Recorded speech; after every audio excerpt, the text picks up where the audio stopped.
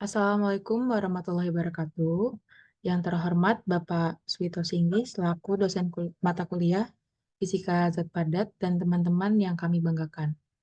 Kami dari kelompok 7 izin mempresentasikan hasil makalah kami yang berjudul Elektron Bebas Gas Fermi. Di sini terdapat anggota kelompok. Yang pertama ada Maulida Nur Kasanah Yutfi dengan NPM 2140 30 Kemudian ada Zahra Umi Fajrina dengan NPM 2140 30 dan Farida Isnaini Khairunisa dengan NPM 2140 30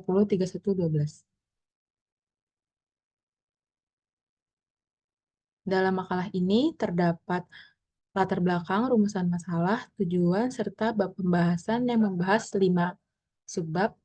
Yang pertama ada tingkat energi dalam satu dimensi, kemudian pengaruh suhu terhadap distribusi Fermi Dirac, kemudian ada gas elektron bebas dalam 3 dimensi, kemudian ada kapasitas panas dari elektron, dan yang terakhir ada resistivitas listrik eksperimental logam.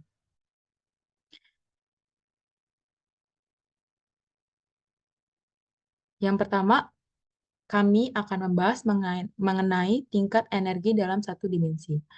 Mengingat gas elektron bebas dalam satu dimensi dengan memperhatikan teori kuantum dari prinsip Pauli, sebuah elektron bermasa M dibatasi dengan panjang L oleh lapisan yang tak terbatas yang ditunjukkan pada gambar nomor 2. Fungsi gelombang elektron adalah solusi dari persamaan yang disebutkan di dalam makalah, kemudian dengan mengabaikan energi potensial yang dimiliki, di mana P adalah momentum. Dalam teori kuantum, P dapat ditunjukkan oleh persamaan berikut.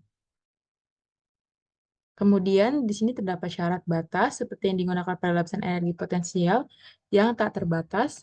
Hal ini terpenuhi jika fungsi gelombang sinus tersebut sesuai dengan jumlah n integral dari setengah panjang gelombang antara 0 sampai n. Kemudian ini ada gambar 2, yaitu gambar tingkat energi dari fungsi gelombang elektron bebas. Dari massa M dibatasi pada garis L, tingkat energi lengkung dinyatakan dengan bilangan kuantum N yang diberikan jumlah setengah panjang gelombang. Nah, panjang gelombang ditunjukkan pada fungsi gelombang. Energi dari tingkat bilangan kuantum N adalah sama dengan seperti yang disebutkan dalam makalah.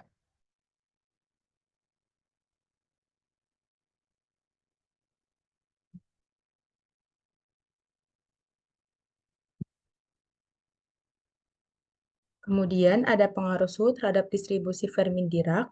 Keadaan dasar adalah keadaan sistem elektron N pada nol mutlak. Apa yang terjadi ketika temperatur meningkat? Ini adalah masalah standar dalam mekanika standar dan solusi yang diberikan oleh distribusi Fermi memberikan probabilitas bahwa orbital di energi akan ditempati dalam gas elektron yang ideal dalam keseimbangan term. Kemudian ada kualitas adalah fungsi dari suhu harus dipilih untuk masalah tertentu sedemikian rupa bahwa jumlah total partikel dalam sistem keluar yang tepat yaitu sama dengan N.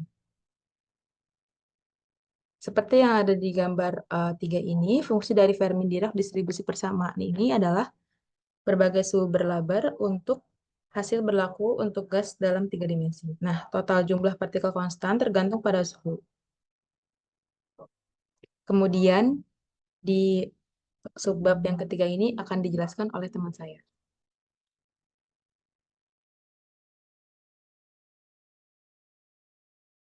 Selanjutnya kita akan membahas terkait dengan gas elektron bebas dalam 3 dimensi, yang mana persamaannya dapat dilihat pada yang nomor 6. Jika elektron terbatas pada sebuah kubus tepi L, fungsi gelombang adalah gelombang berdiri, sehingga persamaannya dapat dilihat pada persamaan yang nomor 7, di mana NX, NY, NZ adalah bilangan bulat positif, asal adalah di salah satu sudut kubus.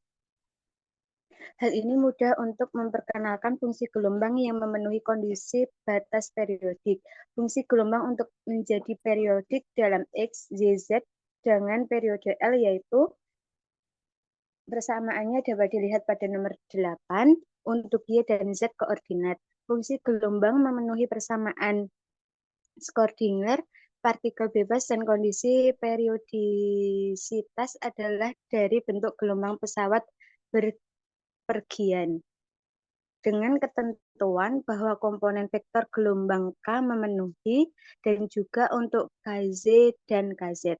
Nah, dalam keadaan dasar dari sistem N, elektron bebas orbital yang ditempati dapat digambarkan sebagai titik di dalam bola di ruang K. Energi pada permukaan bola adalah energi Fermi. Vektor gelombang di permukaan Fermi memiliki besaran Fk sehingga persamaannya seperti pada layar.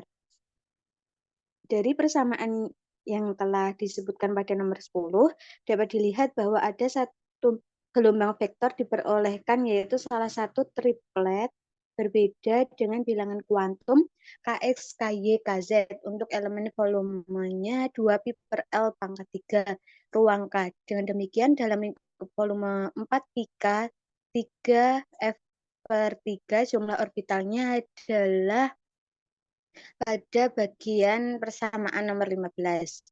Nah, ke bawah lagi. Nah, pada gambar 5.4, dalam keadaan dasar dari sistem N, elektron bebas orbital diduduki sistem mengisi bidang radius, yang mana Kf, di mana EF sama dengan H kuadrat K kuadrat F per 2M adalah energi dari sebuah elektron memiliki gelombang vektor Kf. Pada tabel 5.1 ini terdapat hitungan elektron bebas permukaan Fermi untuk logam pada suhu ruang. Selanjutnya terdapat gambar 5.5 yang mana itu merupakan kepadatan partikel tunggal sebagai fungsi dari energi untuk sebuah elektron gas bebas di dalam 3 dimensi, di mana garis putus-putus pada kurva mewakili kepadatan sumber F, E, T, D, E, orbital penuh di dalam suhu yang terbatas, sehingga KBT lebih kecil dibandingkan EF, yang terbayang kepadatan mewakili orbital penuh di nol mutlak. Energi rata-rata yang justru meningkat saat suhu meningkat dari 0 ke T. Untuk elektron termal dari padatan 1 ke padatan 2.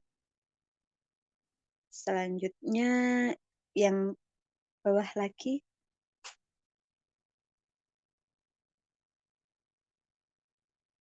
Nah, yang selanjutnya kita akan membahas terkait dengan kapasitas panas dari elektron gas. Pertanyaan yang menyebabkan kesulitan terbesar dalam pengembangan awal dari teori elektron pada logam menyangkut kapasitas panas dari elektron konduksi. Mekanika statistik klasik memprediksi bahwa partikel bebas harus memiliki kapasitas panas dari 3 per 2 Kb, di mana Kb merupakan konstanta Boltzmann. Jika N atom memiliki masing-masing memberikan suatu elektron valensi ke gas elektron dan elektron bebas bergerak, maka kontribusi elektronik untuk kapasitas panas harus menjadi 3 per 2 N Kb. Seperti untuk atom gas monoatomik. Tapi ketika diamati, elektron kontribusi pada suhu kamar biasanya kurang dari 0,01 dari nilai. Perbedaan ini membuat para ahli bingung, seperti Lorentz, bagaimana elektron dapat berpartisipasi dalam proses konduksi listrik seolah-olah elektron tersebut bergerak, sementara tidak berkontribusi dalam kapasitas panas. Pertanyaan itu dijawab hanya pada penemuan prinsip eksklusi Pauli dan fungsi distribusi Fermi. Fermi menemukan hasil yang benar dan ia menulis suatu kenyataan bahwa panas spesifik hilang di nol mutlak dan pada suhu rendah itu sebanding dengan suhu mutlak. Ketika kita memanaskan bahan percobaan dari nol mutlak, tidak semua elektron memperoleh sebuah energi seperti yang diharapkan secara sederhana. Tetapi hanya elektron di dalam orbital dalam sebuah kisaran energi KBT pada tingkat Fermi adalah termal meningkat, seperti pada gambar yang telah disebutkan tadi. Jika N adalah jumlah total elektron, hanya sebagian kecil dari urutan T per TF bisa panas pada suhu T. Hal itu disebabkan hanya karena ketidaktepatan dalam energi rata-rata dari urutan KBT pada bagian atas distribusi energi. Masing-masing Nt per Tf elektron memiliki energi panas dari O2 kBt. Total energi kinetik thermal elektronik U merupakan urutan dari persamaan yang disebutkan. Nah, kapasitas panas elektronik tersebut diberikan oleh CET seperti pada layar dan berbanding lurus dengan T dalam kesepakatan dengan hasil percobaan yang dibahas dalam bagian berikutnya. Dalam ruangan suhu CL lebih kecil dari nilai sederhana 232 NKP dengan kelipatan dari urutan 0 11 kurang untuk TF. Nah, pada bagian integral pertama, pada sisi kanan pres nomor 27 memberikan energi yang dibutuhkan untuk mengambil elektron dari EF ke orbital energi dari EP, dan integral kedua memberikan energi yang dibutuhkan untuk membawa elektron ke EP dari orbital bawah EF jika kedua kontribusi tersebut merupakan energi positif.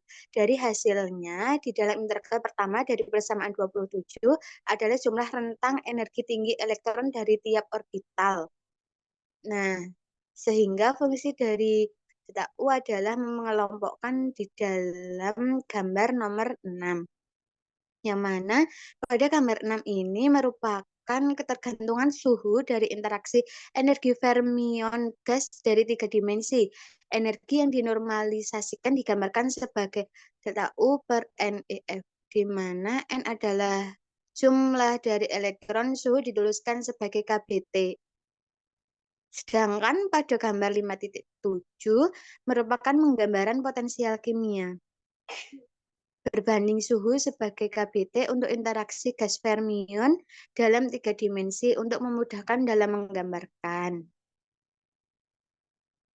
Sedangkan untuk gambar 5.8 merupakan variasikan dengan suhu dari potensial kimia untuk elektron bebas Fermi dalam 1 dan 3 dimensi. Dalam kesamaan logamnya seperti yang ada pada layar, temperatur ruang. Ini adalah kurva yang menghitung integral dari seri expansion untuk menunjukkan partikel di dalam sistem.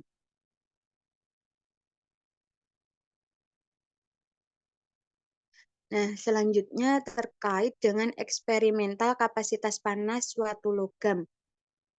Kapasitas panas suatu logam dapat dituliskan sebagai jumlah dari kontribusi elektron dan ponon. C sama dengan YT plus AT pangkat 3, di mana Y dan A adalah karakteristik yang konstan dari suatu logam. Itu menunjukkan nilai eksperimental dari C sebagai penggabungan dari CT berbanding T kuadrat. Observasi koefisien nilai Y sebagai besaran yang diharapkan, tapi seringkali tidak sepakat dalam menetapkan nilai dari massa elektron bebas dari logam digunakan persamaan 5,17 dan 5.34, di mana MTH didefinisikan sebagai persamaan observasi per Y bebas. Bentuk ini muncul secara alami karena EF berbanding terbalik dengan massa dari elektron, di mana nilai dari perbandingan yang diberikan pada tabel 2 pemisahannya melibatkan 3 efek pemisahan. Nah, pada layar terdapat tabel eksperimental kapasitas panas untuk potasium dikelompokkan sebagai C per T berbanding dengan T kuadrat. Selanjutnya terkait dengan